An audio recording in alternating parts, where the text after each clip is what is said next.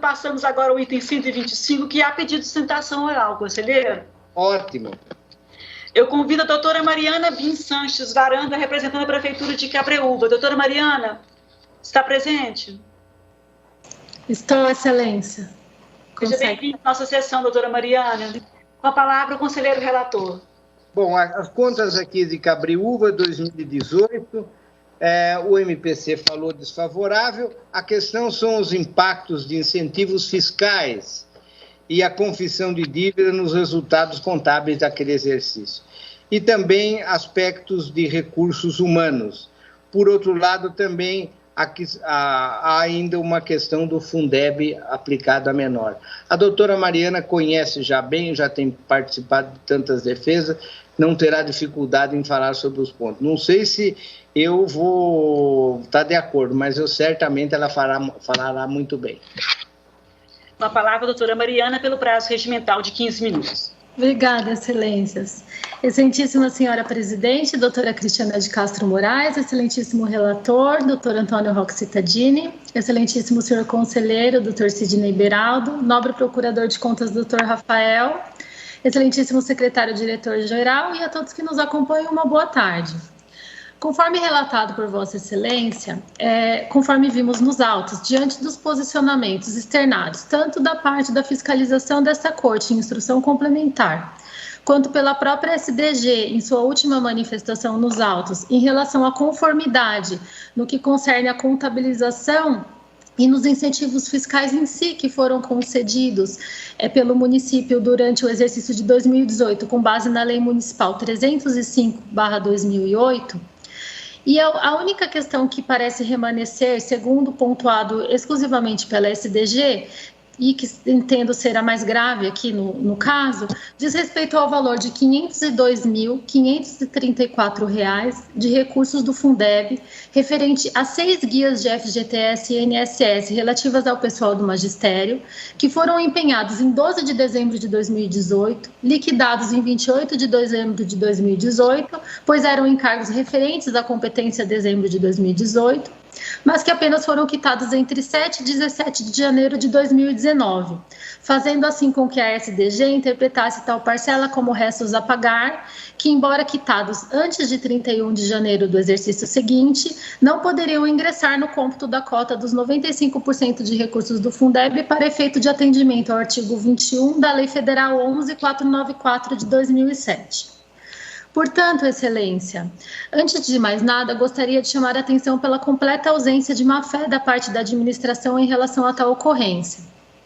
Pois, assim como defendido, tanto no âmbito de nossa manifestação complementar, quanto em memoriais que também foram oportunamente levados a Vossa Excelência, jamais aventávamos que poderíamos estar cometendo alguma falha que dirá em relação ao assunto de tamanha relevância como se afigura a aplicação dos recursos do Fundeb.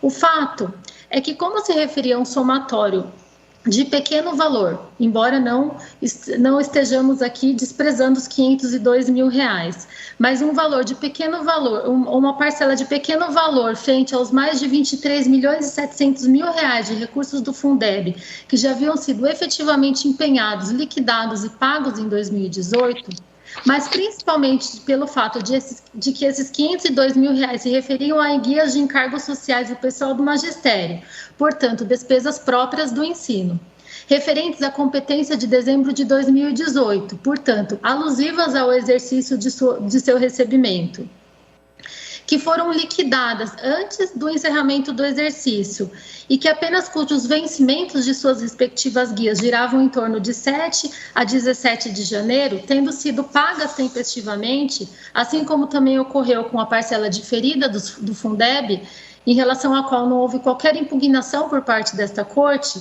realmente não esperávamos de maneira alguma que estivéssemos cometendo alguma falha por aguardar o vencimento dessas guias, quitando-as logo nos primeiros dias de janeiro de 2019.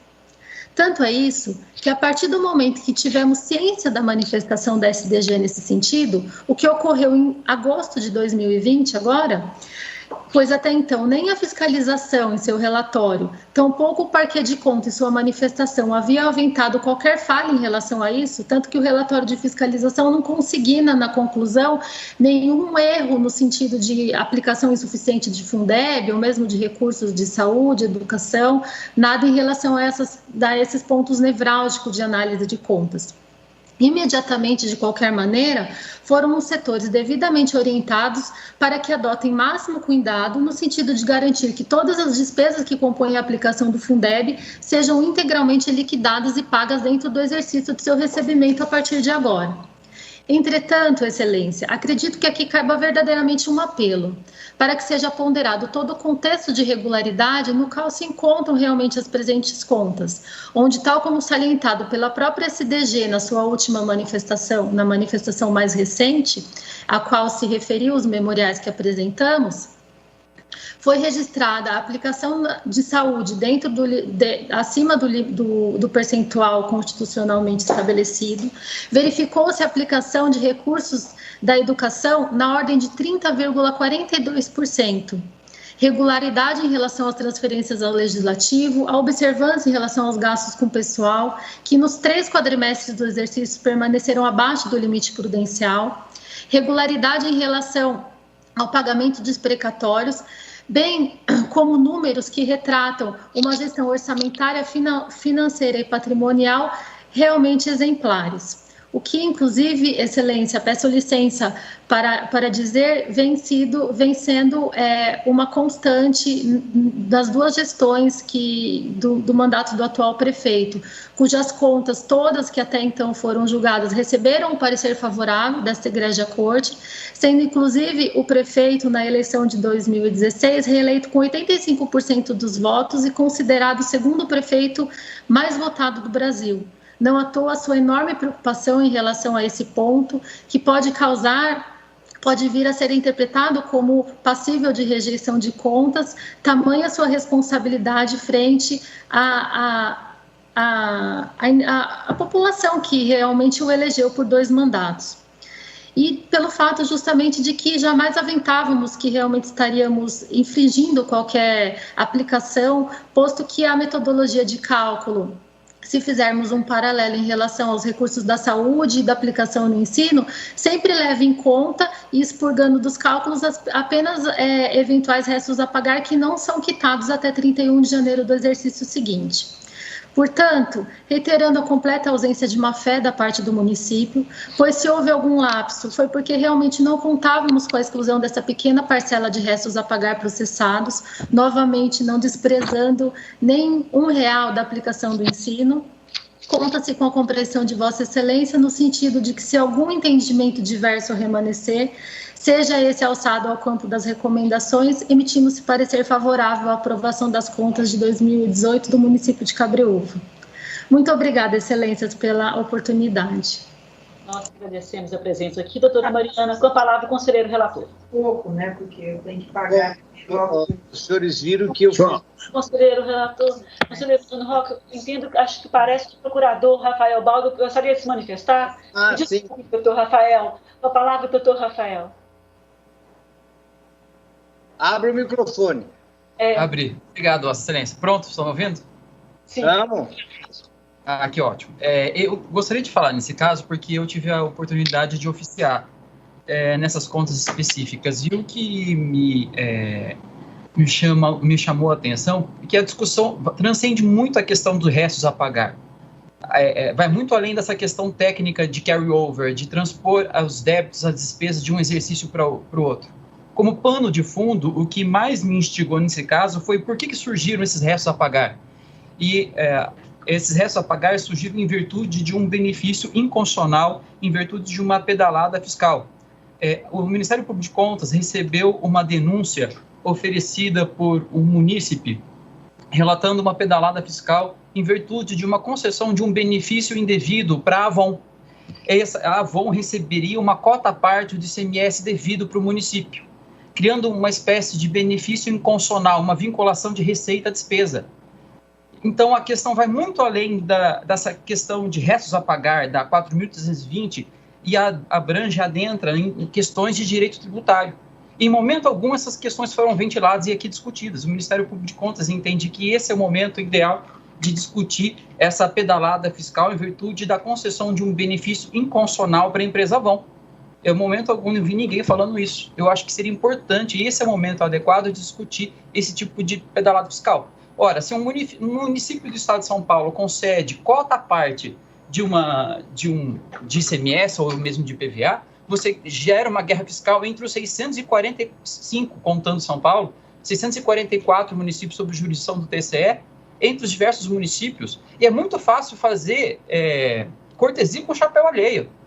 A gente sabe que o município, ele pode, a ação municipal, dar isenção do que ele é próprio. Ele pode criar uma lei tributária e dar uma isenção, zerando a alíquota, zerando a base de cálculo do imposto que é de sua competência tributária. Por exemplo, ISS, IPTU. Agora, o que eu percebi nesse caso aqui é que houve a concessão de cota à parte de ICMS, devido por aqueles produtos confeccionados, produzidos pela Avon. E a competência tributária para o ICMS, no caso, aqui é do Estado de São Paulo. E o que o município está dando para a Avon aqui não era uma receita própria, era uma receita corrente que era oriunda da transferência do Estado de São Paulo. A gente tem uma questão grave de direito constitucional como pano de fundo. E eu gostaria de chamar e conclamar os 3 conselheiros componentes dessa colenda da Corte de Contas a discutir essa questão. Já foi remetido cópia para o Ministério Público Estadual para ventilar a inconstitucionalidade dessa série de leis. E, olha, veja, o que me preocupa também é que esse benefício foi concedido, segundo a representação, por volta de 2013 a 2016. E, desde então, foi esse crédito que o município teria que devolver para a Avon foi sendo empurrado de um exercício para o outro, e é esse empurra com a barriga que fez surgir o restos a pagar. Então, não é só restos a pagar, o prefeito criou uma BNS usando cota parte de ICMS para a Avon, não pagou o que seria supostamente devido, foi empurrando de um exercício para o outro, sem autorização legislativa, passou inclusive de um mandato para o outro, e ele só contou com a sorte de ter sido reeleito. Isso, você também tem aqui uma questão de endividamento público sem a prévia autorização do Poder Legislativo, violando os ditames da Lei de Responsabilidade Fiscal. Ou seja, resta pagar é só uma ponta muito pequena de um iceberg muito maior. Eu vou pedir, então, por favor, para a Câmara analisar com uma devida cautela o processo em exame, porque eu tive a oportunidade de tocar essa investigação no procedimento ministerial, ofereci em virtude, no caso, a representação foi um procedimento administrativo 27040 de 2019, que deu ensejo à representação 25.746.989.19 de dígito 3, em que eu abordo todas essas questões. E essa questão ela foi acoplada às contas, e aí parece que ela vai perecer, vai orbitar como se não fosse nada relevante. É uma questão de direito constitucional gravíssima, pode despertar uma guerra fiscal de 644 municípios e pode criar uma bola de neve que vai repercutir em todos os outros municípios paulistas. Então, é por esse motivo que o Ministério Público de Contas pugna, pelo menos para uma análise atenta e pelo julgamento, pela emissão de parecer desfavorável às contas do município em exame. Muito obrigado, Excelência. Conselheira da Ascensão. Desculpe-me, estava agradecendo o doutor Rafael e passando a palavra ao conselheiro relator. Bom, primeiro falando sobre a doutora Mariana, fiz bem de elogiar antecipadamente que ela fez uma bela defesa, como sempre ela faz. E também faço um elogio ao doutor Rafael Baldo, que levantou esse assunto.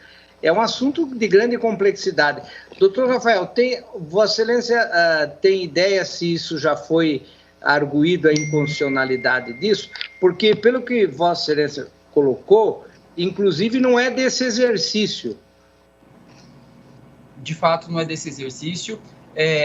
Eu noticiei para o Ministério Público Estadual para que ele possa oferecer eventual ação direta de inconstitucionalidade. E ainda não tem ação indireta? Ainda não. Ainda não. Bom, por quê, doutor Stadini? Porque como é uma questão de direito financeiro, a gente sabe que é difícil os outros órgãos judicantes entender dessas minúcias de responsabilidade fiscal, de direito tributário, de 4.320, e nesse meandro é que desponta o nosso conhecimento técnico enquanto controle externo. E é aqui que a gente faz a diferença. Tá certo. Eu entendi bem o que Vossa Excelência colocou. Agora, tem algumas questões, eu vou retirar para examinar detalhadamente, porque, veja, nós temos aqui, o seu procurador nos fala de uma questão do exercício de 16, que não tem uma decisão judicial sobre a inconstitucionalidade, mas é um assunto de grande relevância. Eu acho que foi bem colocado. Só que eu tenho uma sessão para pensar em tudo isso. Então, eu vou retirar de pauta. Esse era assunto para ser em janeiro, viu, o doutor Rafael? Porque não qualquer decisão aqui é uma decisão difícil, porque a complexidade do problema é grande, inclusive com a questão temporal. Se essa questão entraria nesse exercício ou sei lá como fazer. Então, eu retiro de pauta. Devido, Excelência, na medida em que a gente está falando de restos a pagar, ele entra nas contas em exame em virtude por ser restos a pagar. Mas seria uma exceção à anualidade. Esse é um restos a pagar indireto, né? Se tivesse recebido o dinheiro, tinha o dinheiro para pagar. É uma coisa mais complexa ainda. Bom, presidente, como a senhora, Vossa Excelência deve ter visto, é um assunto que não dá para resolver aqui. Aliás, eu não sei como é que eu vou fazer, porque eu tenho que recolocar ou para a próxima semana ou para outra, Beraldo. O que você acha? Porque é um assunto que eu vou ter que ver. Não, eu acho que nós temos até o dia 1º também, né? Que podíamos até para dar um tempo... Então, eu vou colocar para o dia 1º, senhora presidente. Retiro de pauta, doutora Mariana, que mais uma vez fez uma bela defesa. Ok. Novamente agradecendo a doutora Mariana. Conselheiro Roque, o senhor continua com a palavra.